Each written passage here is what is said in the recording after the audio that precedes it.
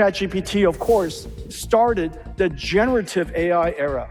It's able to not just understand, perceive and understand, it's able to also translate and generation of unique content. I showed you the fusion of generative AI with computer graphics, and it brought computer graphics to life. You guys, everybody in the world should be using ChatGPT. I know I use it every single morning, used it plenty this morning. And so ChatGPT was the generative AI era. The second, by the way, generative computing versus the way we used to do computing, it's generative AI is a capability of software, but it has profoundly changed how computing is done. Computing used to be retrieval-based, now it's generative. Keep that thought in mind when I talk about certain things, and you'll realize why it is that everything that we do is going to change how computers are architected, how computers are provided, how computers are going to be built out, and what is the meaning of computing altogether. Generative AI, 2023, end of 22, 2023. The next, reasoning AI, 01, and then took off with 03. Reasoning allowed it to reflect, allows it to think to itself, allowed it to plan, break down problems and decompose a problem it couldn't understand into steps or parts that it could understand. It could ground itself on research. 01 made generative AI trustworthy and grounded on truth. That caused ChatGPT to simply took off. And that was a very, very big moment. The amount of input tokens that was necessary in order to produce and the amount of output tokens it generated in order to reason. The model was a little bit larger.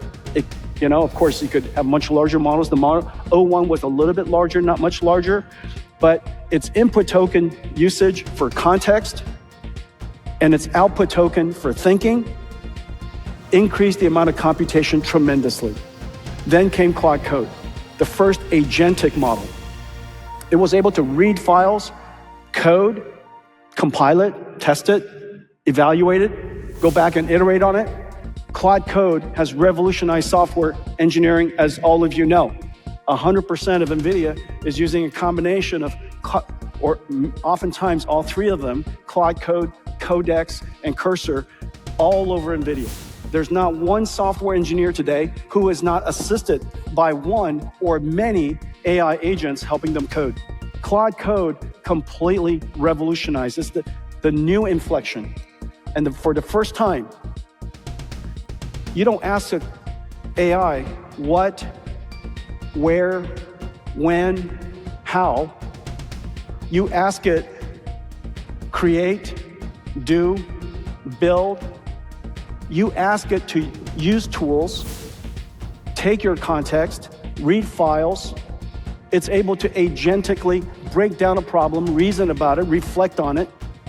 It's able to solve problems and actually perform tasks. An AI that was able to perceive became an AI that could generate. An AI that could generate became an AI that could reason. An AI that could reason now became an AI that can actually do work. Very productive work. This fundamental inflection, finally, AI is able to do productive work, and therefore, the inflection point of inference has arrived. AI now has to think. In order to think, it has to inference. AI now has to do. In order to do, it has to inference. AI has to read. In order to do so, it has to inference. It has to reason. It has to inference.